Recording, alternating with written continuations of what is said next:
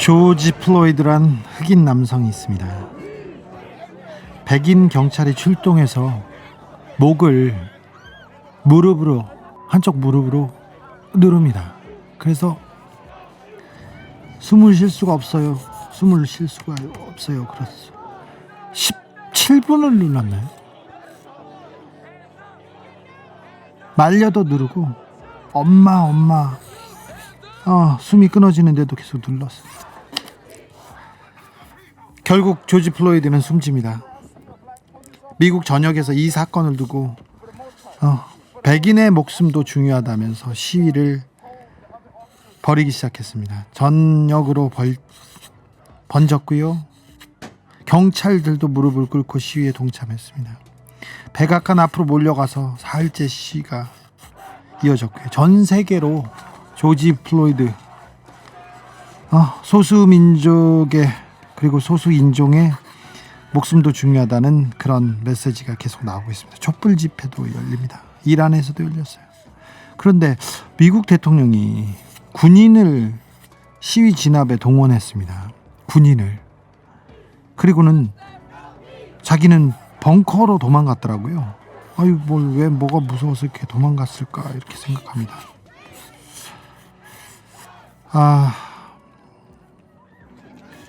흑인들도 존중받는, 소수민족들도 존중받는 그런 세상 왔으면 좋겠습니다. 미국의 끔찍함을 코로나 시대에 다시 보게 됩니다. 그래서 누구나 평등하고 누구나 법 앞에 존중받는 그런 세상을 보고 싶습니다. 네. 나는 근데 트럼프 대통령 보면 계속 이명박 대통령이 생각나서. 미국의 이명박이잖아요. 미국 이명박 대통령 촛불 집회 때 청와대 뒷산에 올라가서 아침 이슬을 불렀다. 마셨는지는 모르겠습니다. 들었다고 얘기도 했고요. 그 이후에 계속 배우가 뭔가 찾으라고 했지 않습니까? 그래서 여배우도 하고, 트럼프 대통령 지금 배우를 찾고 있어요. 그런데 이명박 대통령 배우를 찾자고 하다가 결국 찾았다고 자기네들이 지목한 사람이 노무현 대통령이었어요. 그리고 검찰이 달려들죠. 언론이 물어뜯고요. 왜 여기까지 갔는지 모르겠습니다. 6월 1일 여기는 순수 음악방송 아님 밤중에 주진우입니다. 낙동강 삼각주만큼 다부진 두 수도꼭지들의 세상 이야기 뉴스 농장.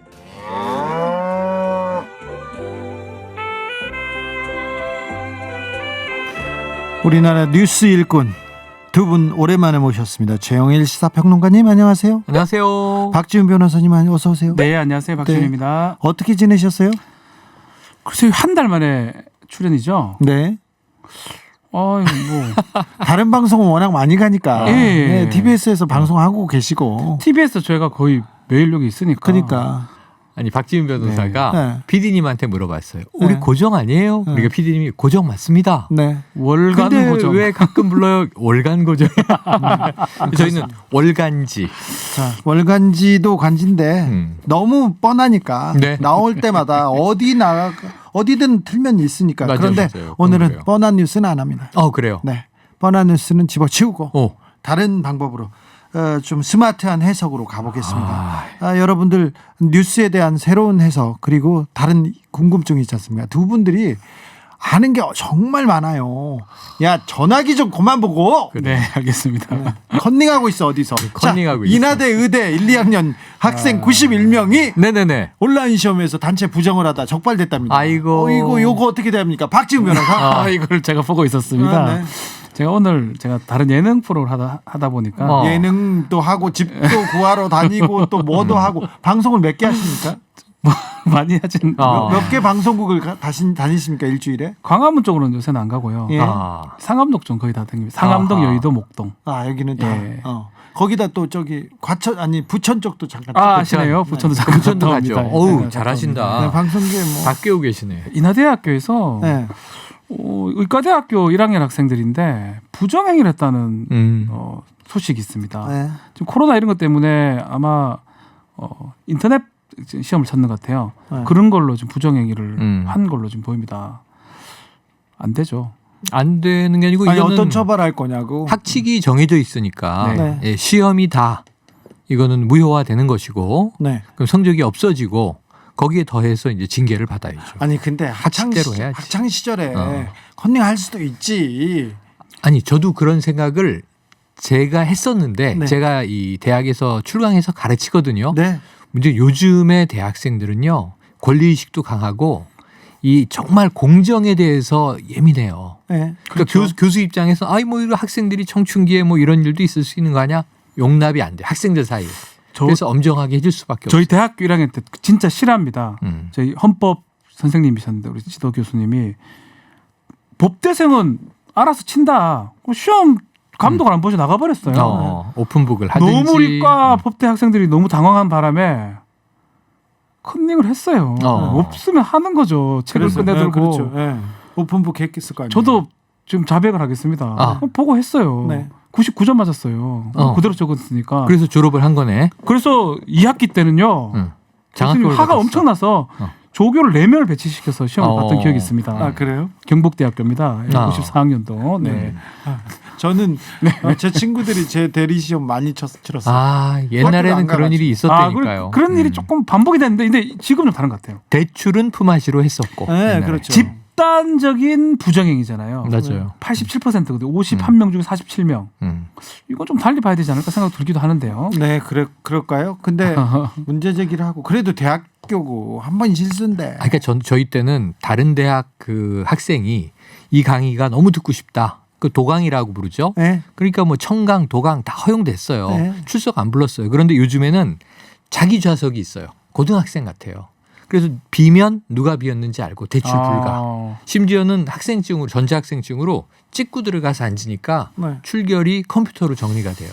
이런 시대인지라 낭만이 없네. 낭만 없지. 낭만 없어요. 저희 뭐 저 법대 근데 우리 아이들을 우리가 이렇게 만들어 버린 거야. 그러니까 저희 법학과 같은 경우는 한 160명이면 분명히 한 30명 정도 있는데 출결이 한 90명 정도 돼 있는 그런 경우가 있었거든요. 네.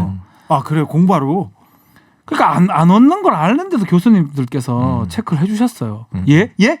뭐 이런 식으로 답변했던. 그렇죠. 이제는 어느 순간부터는 이제 그렇게 살아야 됩니다. 학칙대로 간다. 부정행위는 용납할 수가 없고 처벌받을 수 있고 징계받을 수 있습니다. 근데 청춘들이- 젊은이들에게 죄송합니다. 네. 더 좋은 이 시절을 만들어 드렸어야 되는데. 네. 경북 영주에서 드릅 취나물을 채취한 주민 5명이 입건됐습니다. 네. 국유림에서 허가 없이 임산물 채취하는 그렇죠. 허가하면 처벌 당하죠. 산림 자원의 조성 및 관리에 관한 법률 위반인데 이게 형이 상당히 높아요. 높아요. 5년 이하의 징역 또는 5천만 원의 벌금이에요. 그러니까 너무 높네. 예. 근데 이 할머니들 평생 야, 드릅 뜯으러 가자 그래서 그렇죠, 가서 뜯어왔는데 쑥도 캐고. 이걸 누가 또 고발했나 보네. 그렇죠. 이게 국유림에서 해서도 안 되고요. 또 공원에 갔으면 자연공원법 위반이 돼요. 예. 채취하면 안 돼요. 그러니까 지금 아니, 법상으로. 남산에서도 이 도토리 주스면은 큰일 나요. 남산의 공원이면 자연공원법 위반으로 제가 지금 주워도 않는다. 안 돼, 3년 안 이하의 돼, 징역으로 안 돼. 제가 알고 있거든요. 그래요? 예. 도토리 주워도 안 되고 그거 뭐 그리고 줍지 말라고 써 있어요. 다람쥐는 처벌을 안 하면서 사람은 다람쥐에게 처벌해요. 양보하세요. 이렇게 써 있어요. 그러니까. 권리 능력이 없으니까. 좀 안타깝네요. 안타깝죠. 그래서 저희 근데 때는 이거는 네, 저희가 뉴스 폭망하겠죠. 농장이니까 네. 저 이게 여름 방학 때 뭐 외갓집 가서 시골 가면 네. 동네 아이들이 이렇게 불러요. 네. 그러면 나가면 이제 야 서리 가자. 그래서 참외 수박 서리에서 개울가에서 깨먹고 이랬는데 요즘은 이게 서리가 무슨 서리예요? 절도지. 절도입니다. 그게 잡혀갑니다. 아, 네. 굉장히 처벌이 산림자원법 그러세요. 위반 내지 절도 옛날 같지가 않아요. 네. 저는 시골에서 좀 살아서 저희 할아버지 할머니 집에 가면 참외 뭐 사과 이런 거는 서리에서 먹어야 그게 맛있어요. 아 왠지. 그렇죠. 안에. 수박 이런 거 있잖아요. 제 친구가 딸기밭을 했는데요. 자기 그냥 딸기를 따오면 되는데 그걸 서리예요? 네, 저녁에 자기 걸 깜깜할 서리. 자기네 집인데 그걸 훔치러 가자는 거야. 근데 때마침 걔네 아버지가 오셨어. 네. 그래가지고 그 고랑에서 누워 있다가 예. 걸렸죠. 재밌다. 네? 근데 또 얘기하지만 지금은 그러면 처벌받습니다. 아니요. 친자는 처벌 안 받잖아. 아니, 친자는 괜찮지만. 그럼 나는 다른 자식이잖아. 거기는 처벌 받죠. 그럴 수도 있어요. 자기 자식은 아버지 거 훔쳐도 무슨 네. 상도례라 그러죠? 친족 상도래. 친족 상도례. 네. 그래서 그거는 용서되도만. 둘이 네. 가면 특수절도예요. 네. 아. 형이 상당히 높아요. 아 그러네요. 아, 예. 밤에 가도 특수절도입니다. 둘이. 해외로 넘어가 보겠습니다. 글로벌한 뉴스 농장입니다. 싱가포르에서 수달이 도심에 나타났습니다. 아. 나타난 건 좋지요, 뭐 수달. 네네. 아유, 그런데 좋은 얘기죠. 사유지 물고기를 막 잡아먹는데 호텔에 들어가서 관상어를 잡아먹었는데 그래. 관상어가 7천만 원짜리야. 그래.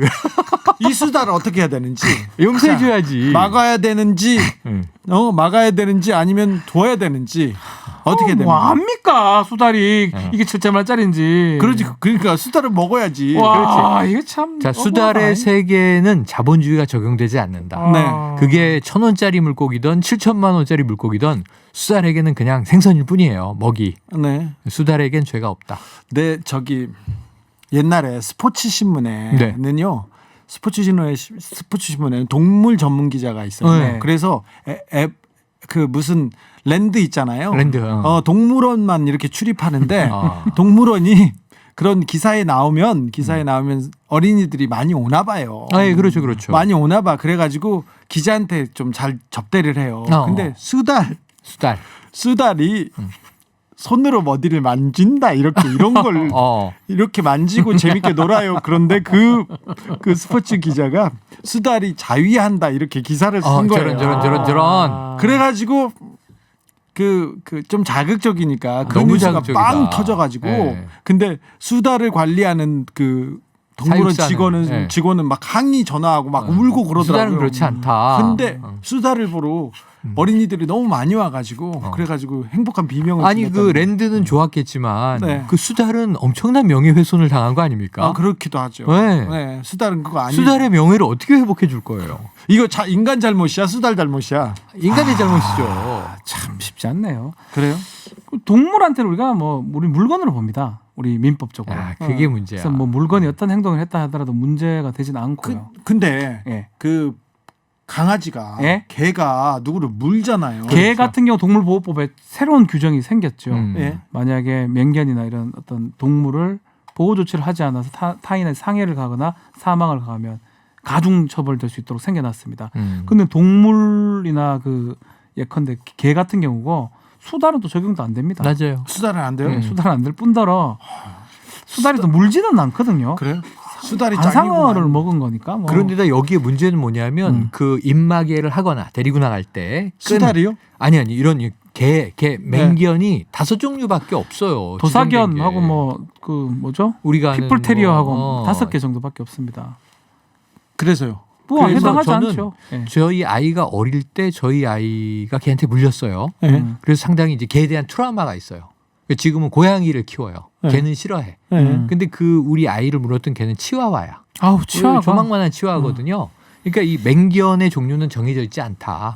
사람을 물면 맹견이다. 지금 그렇지. 치와와가 맹견이라고 주장하시는 그렇습니다. 최영일 평론가. 그렇습니다. 우리 이게 무슨 우리 딸아이에게는 치와와가 맹견이었습니다. 이게 무슨 농장인지 모르겠어요. 근데 그 치와와 이름이 향단이었어요. 향단이요? 지금은 자꾸 하셨습니다. 오래전 일이니까. 네. 알겠습니다. 네. 수달 얘기해서 수달을 위해서 노래 하나 정말요? 네 틀겠습니다. 지금 Who Let the Dogs Out 이 노래가 올라왔고요. 아하. 개 풀어난 나누가 그리고는 박명수의 바다의 왕자 이렇게 나왔는데 아하. 어떤 노래로 갈까요? 저는 오랜만에 박명수 씨 노래 한번 듣고 싶은데요. 갈까요? 네, 바다의 여름이니까. 왕자. 네, 수달이니까. 수달이잖아요. 네. 야. 누가 개 풀어놨어? 네, 듣고 오셨습니다. 난 알고 있었지. 네. 왜냐하면 신청곡을 틀어주지 않는다는 걸 알고 있었죠. 이러면 좀 그러면 안 되죠. 안 되는 거 아닙니까? 네, 안 되죠. 분명히 제가 박명수라 했거든요. 네, 그러니까. 웬 영어가 나옵니까? 네. 박명수가 그러니까. 부른 거 아니에요? 박명수 아저씨가 개 풀어놓은 걸로 우리 정리합시다. 네. 아. 자, 지금 중간에 어어. 질문지가 들어왔어요. 질문지가 들어왔는데 뭔지 볼까요? 어우. 백인 경찰 그리고 흑인 폭동 얘기 나왔는데 이 얘기는 아까 했으니까 정의원 문제로 가겠습니다. 저 뭐예요? 윤미향 의원 기자회견. 네네. 윤미향 의원 내 정의연 사태는 조금 어떤 국면으로 넘어가는 건가요? 지난 29일에 그러니까 25일 월요일에 이용수 할머니가 2차 기자회견을 했고 그리고 29일 그러니까 이제 21대 국회가 열리기 하루 전 저는 29일에 할 거라고 예언을 했어요. 그날밖에 할 수가 없었어요. 잘 맞춰. 잘 맞춰요. 잘 맞춰. 그래서 맞췄는데 문제는 내용을 좀 틀렸어. 20분이 잡혀 있다고 그랬고 국회 소통관에서 있잖아요. 국회 소통관에서 기자회견을 잡았다는 얘기는 이 배지 달고 의정활동하러 들어간다라는 결심이죠. 아니 예. 그 의혹이 나왔다고 해서 아니 근데 거기에 대해서 대부분의 언론이 자 사퇴 거론하는가 뭐 거론하지 않을 듯 뭐 이런 얘기를 한참 하고 있는데 그건 의제가 아니었고 그다음에 두 번째는 뭐냐면은 20분이 잡혀 있었어요. 애초에 입장문 발표가 그리고 기자와의 일문일답이 있는지 몰랐어요. 그러니까 좀 굉장히 정치적인 선언적 의미로 자 그런 일 없습니다 하고 검찰 수사에서 밝혀질 겁니다 하고 이제 주로 이 위안부 문제의 역사성에 대해서 이야기하고 일본에 대한 이제 비판을 할 줄 알았는데 8가지 자기에 대한 문제 정의원 단체에 대한 문제 말고 8가지를 조목조목 정말 땀을 뻘뻘 흘리면서 해명을 했어요. 저는 굉장히 좀 그 자체는 신뢰가 간 편이에요. 다만 이제 백데이터가 필요하죠. 그리고 검찰이 이제 뭐 들여다보겠죠. 그래서 시간이 걸리겠지만 어쨌든 상당한 수준으로 해명을 했다. 이렇게 저는 이해를 했습니다. 그렇죠. 준비를 많이 한 것 같아요. 그리고 29일이 마지막 뭐 당선인 신분이고 다음 날부터 개원을 했기 때문에 뭐 그런 의미도 있을 것 같고 다만 이제 저는 공이 검찰로 넘어갔다고 이렇게 보입니다. 검찰로 넘어갔는데 네. 조중동을 비롯한 언론들 이제 윤미향 그에 대한 의혹 보도 추적 보도 이제 더 쏟아낼 게 있을까요? 그런 생각도 됩니다. 이제 하게 되면 과잉 보도라는 비판을 받기 십상입니다. 그 전에도 과잉가 아니 뭐 과잉 보도였지만 그때는 해도 본인이 밝히지 않았던 부분이 많았기 때문에 사실은 뭐 보도적 차원이 있다고 보여지지만 지금부터는 이제 검찰에서 해야 될 일이지 언론에서 뭐 BTS 쫓기 뭐 이런 얘기 하고 있으면 이제는 오히려 역공 당할 가능성도 있지 않을까 생각이 듭니다. 네. 그런데 다른 의혹들을 계속 내잖아요. 네. 예를 들면 좀 엉뚱한 김복동 할머니 장학금 이야기가 나오잖아요. 네. 그리고 이것은 2012년 윤미향 의원 본인이 직접 SNS에 밝힌 것이다. 네. 2016년에 김복동 할머니 장학금이 실제로 생기는데 2012년 그보다 4년 이전에 자 우리 딸 김땡땡이 자 김복동 할머니 장학금을 받았습니다. 라는 이야기를 이제 본인이 한단 말이에요. 그러고 나서 이거 이상하지 않느냐라고 기사화를 해요. 근데 그 SNS를 보면 바로 다음에 해명이 나와요. 맞아요. 본인 얘기로 구구절절히 김복동 할머니랑 모르는 사이가 아니라 한 식구 같은 분이잖아요. 할머니가 뒷방으로 불러서 목돈을 주시면서 이거 아무개 저 등록금 다는 내가 못 해주겠지만 좀 써라. 이거 절대 거절하면 안 된다. 왜냐하면 그 아이가 어릴 때 태어났을 때 아빠는 감옥에 있어서 아빠 얼굴도 못 보지 않았느냐. 그래서 윤미향 이 의원이 할머니 얘기를 듣고 한번 어릴 때 앨범을 찾아보니까 정말 자신의 아이가 갓난아이일 때 아빠랑 찍은 사진이 없더라는 거예요. 그래서 김복동 할머니가 친할머니 같은 느낌에. 근데 그걸 김복동 장학금이라고 이제 표현을 한 건데 마치 무슨 그것을 이제 이 단체 관계자가 빼먹은 것처럼 우리 언론의 실력을 조금 그렇죠. 인정해 줘야죠. 확인을 하고 보도가 돼야 되는데 확인을 언제 해요? 그냥 하기도 그냥 팩트 체크 하기보다는 김복동 장학금 나왔으면 손으로 그냥 이제. 딱 네, 그냥 프레임 만들고 그냥 대충 아니 근데 말고 문제는 그냥 지나가는 거기에 거죠. 대해서 해명과 정리가 없으니까 어떻게 되냐면 제가 어제 일요일이었잖아요. 그러니까 우리 둘째 고등학생 아이 그 머리 깎이려고 이발 시키려고 이렇게 동네를 나갔는데 미용실에 주로 할머니들이 계셔요. 염색도 하시고 무슨 얘기를 하냐면 아유 뭐 그랬다더라 저랬다더라 하면서 틀린 얘기들을 자꾸 하고 계신 거고 SNS를 봐도 이미 다 정리된 얘기를 또 하고 있는 거예요. 의혹이라고. 원래 그렇죠. 네. 원래 어떻게? 네. 오늘 보도 나왔는데요. 할머니들이 윤미향을 정대협을 무서워했다 이런 기사도 나왔답니다. 이게 말이 됩니까? 이런 기사가 무슨 기사입니까? 네. 무서워하다니요. 왜 나를 그렇게 내가 아니요. 내가 그래, 사과 이런 무서워하다. 기분 안 좋, 기분이 나빴습니다. 이런 이게 무슨 보도의 가치가 있나요? 그러게요. 뭐 그 가치가 있어서 보도하나요? 그냥 때릴 것 같으면 때리고 그래서 뭐 좀 때리려고 하는 거죠. 앞으로 파괴력은 상당히 떨어질 것이다라고 네. 봅니다. 한 고비는 넘어간 것 같네요. 아니야. 아닌 그러고 저는 아닙니까? 전 진영이 나뉘어서 어찌 보면 윤미향 의원이 상당히 강단이 있고 허투루 살아온 사람이 아니구나. 예를 들면 정말 제가 기자회견을 보면서는 30년 동안의 부부의 계좌를 다 들여다본 것 같아요. 그렇잖아요. 본인들이 그렇죠. 정말 우리가 어떤 문제가 있었을까? 계좌 4개를 가지고 9가지 사업을 우리가 2억 8천을 모금했는데 2억 3천은 사업 목적에 맞게 썼는데 5천만 원이 남아서 그것은 정 의원 계좌로 옮겼다. 이체했다. 근데 정 의원 계좌로 이체한 것도 잘못됐다는 거예요. 개인 계좌로 돈을 모금한 것도 잘못했다는 거고 사실상 그 잘못한 건 인정을 했지만 이것은 당시의 관행으로 부실하게 처리한 것은 사과하고 돈은 개인적으로 착복하거나 이용한 게 없다.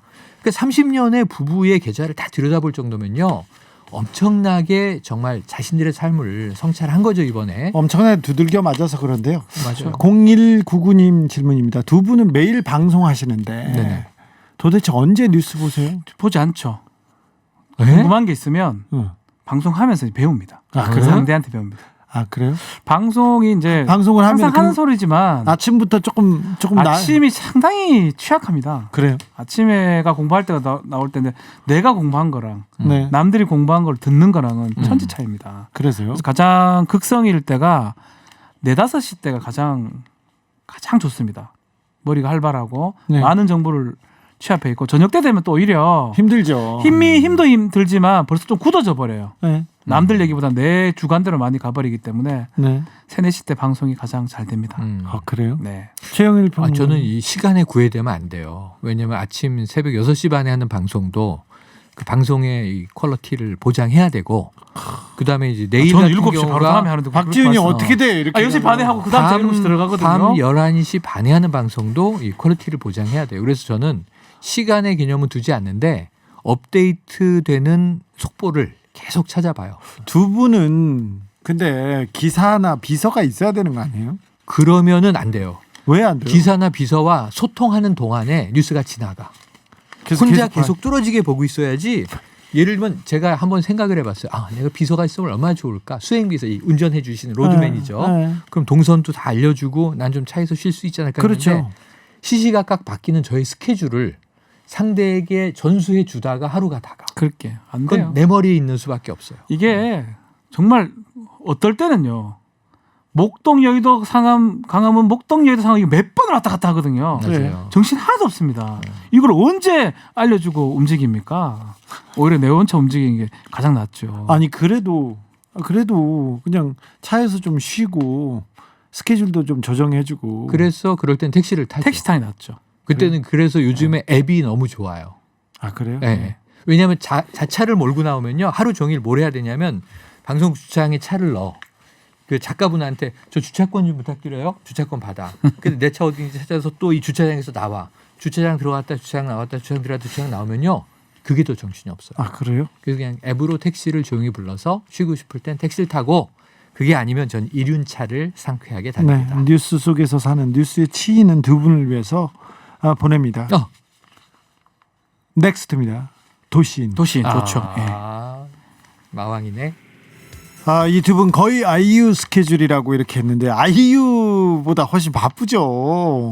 아이유 부럽죠. 네. 아유 편한 거 아닌가요? 그렇죠. 예. 네. 아이유 쪽보다는 트롯 가수로 치면 네. 한창 때 장윤정 씨, 네. 그런 홍진영 씨 이런 홍진영 씨 네. 하루에 뭐 10개 행사를 뛰었다. 지방에. 네. 근데 여기서 하루 10개씩은 뛰지 않습니까? 두 분은. 저는 뭐 요새 많이 줄어서. 네. 최일 평론가. 근데 여기는 많이 줄었는데 진행이 많아요. 저는 다 순수한 패널이에요.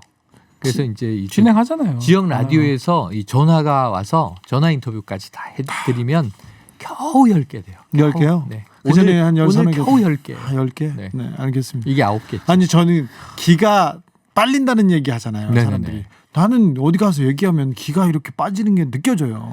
그냥 빠지긴 한데 네. 신기한 게요. 마이크 딱 쓰면 정신 바짝 듭니다. 그런 그러기 분들이 직전까지 있어요. 네. 힘들다. 네. 오늘은 못할 것 같은데 딱 들어오면 또 컨디션이 또 돌아옵니다. 네. 2107님이 왜 한명숙 전 총리 관련된 기사는 안 나오는 걸까요? 아하. 적습니다. 한명숙 전 총리 기사가 적습니다. 그것보다도 제일 적은 기사는 이재용 부회장. 더 적어요? 네. 아니에요. 더 적어요? 삼성 아니에요. 이재용 부회장 기사 거의 없어요. 기사 많이 나와요. 에이 안 나와요. 아니 그 최근에 그 사장단 특강 얘기한 거 들었어요? 몰라요. 그리고 이 저 대국민 사과 발표한 거 들으셨죠? 그런 거는 많이 나오죠. 그러니까 그런 거 하고 그 다음에 사회 환원한다 그랬잖아. 네. 그러니까 이제 어떻게 삼성이 또 이제 삼성 일가가 우리가 네. 말하는 대사회 환원을 할 것인가. 그런 기사는 많이 나오지만 이런 기사가 많이 재판 나온다니까. 수사 관련 기사가 없다라는 그렇죠. 거죠. 예. 지금 재판 엄청나게 수사. 중요한 맞아요. 삼성의 가장 그 명운을 가를 만한 그런 중요한 한 주 한 달이 되고 있는데 엄청 중요한 재판 수사가 지금 진행 그렇죠. 중이거든요. 네. 두 개 다 언급이 안 돼요. 음. 특히 수사는 소환까지 되는 마당인데 재소환까지 됐죠. 이게 지금 얘기가 전혀 없습니다. 그렇습니다. 예, 이게 좀 신병 처리가 이제 어떻게 되는 겁니까? 정상적인 스토리라면요. 네. 구속영장을 쳐야 됩니다. 삼바. 청구를 해야 네. 됩니다. 네. 삼성 바이오로직스 분식회계 관련해서 네. 저는 못 칠 것 같은데요. 17시간 2번 소환해서 굉장히 물어볼 게 많아요. 이게 마지막에 정점이라 그랬잖아요. 왜냐하면 임직원들은 다 기소환이 돼서 네. 진술을 하고 갔단 말이에요. 그 마지막에 이제 총수를 부른 거야. 네. 근데 17시간으로 부족했어. 사흘에 한 번 또 불러. 그 10시간이 넘는 고강도 조사를 해. 그럼 이제 결론이 나와야 되잖아요. 나옵니다. 예, 우리의 그 유능한 검찰이 이 정도면 이제 딱 이제 퍼즐을 맞췄을 거 아닙니까? 네. 근데 조용해. 너무 이상해요. 이번 주까지 퍼즐을 맞추고요. 퍼즐은 다 맞춰 있고요. 맞춰 증거도 있고 증인도 있고 그렇습니다. 저는 검찰이 구속영장을 칠 것 같아요. 칠 거다. 영장은 한다. 근데 신청을 하는데 법원에서 기각한다. 영장을 내줄지는 잘 모르겠어요. 그런데 국민들의 관심이 이재용한테 가서 삼성도 이제는 삼성이 아니죠. 이재용도 이제는 법 앞에 평등하다. 그리고 재벌이 편법으로 불법으로 이렇게 증여하고 세금 안 내는 시대는 끝내야 된다. 이런 그 여론이 높아지면 구속영장이 발부됩니다. 법이 있다면 이재용 구속이어야 맞아요. 이렇게 많은 돈을 분식 사기쳤는데 그렇지. 어떻게 바깥에서 지금 있어요. 그래서 뇌물 주었잖아요. 대통령 그렇지. 구속되고. 그런데 어렵지 않습니까? 나와 있지 않습니까? 근데 저는 검찰은 하고 다음 주쯤 구속영장을 치고 그리고는 법원의 판단을 받아봐야 되는데 국민의 관심이 없으면 기각되고요. 국민의 관심이 있으면 이거는 영장이 그런데 그냥 말하는 건 이미 다 살 수 있죠, 사실은. 이미 파기환송심 자체가 네. 파기환송심 자체가 일반 국민들의 재판과는 다른 이례적인 일이 벌어진 거예요. 너무 다르잖아요. 준법감시위원회를 만드세요. 이 경영 간섭을 왜 법원이 합니까? 뭐 이거는 이제 다른 뭐 사건이긴 한데 저는 우리 진행자님이나 우리 최영일 평론가 말씀 다 공감을 합니다. 그렇게 가야 된다는 걸 생각하는 사람이지만 그럼에도 불구하고 계속 그렇게 오지 않았거든요. 네, 네. 삼성은 지금 다- 밖에 있는 것도 뭐 안 맞는 거고 사실은 네. 대통령 둘이는 한 명은 들어가 있습니다 지금 예. 같은 또 그 문영표 이런 사람은 들어가 있어요. 네. 들어갔다 들어가- 나왔죠 벌써. 나갔죠. 이 사람 이미 말이 안 맞잖아요. 이게 논리적으로. 그렇죠. 그럼에도 불구하고 어떤 상식이나 법에 따라 안 가는 게 삼성의 이제껏 재판 수사였단 말이에요. 근데 쉽지 언제까지 않습니다. 그 쉽지 않아요. 다 누구나 아는데 네. 언제까지 삼성은 그렇지. 법 바깥에 위에. 살아야 되냐고, 법 위에 살아야 되냐고요. 그 언론 기관도 뭐 다들 시시하고 겁내고 하고 있잖아요 지금. 아니, 이런 말 하기 그러니까. 그렇지만. 네, 그러고 있죠. 언제까지라고 하니까 그거 이재용 부회장이 직접 대답했잖아요. 네. 대국민 사과에서 저희 자녀들에게는 물려주지 못 않는다고. 줘요. 상속세 얼마나 내야 되는데 그걸 어떻게 줍니까? 50%대가 줘야 되는데요.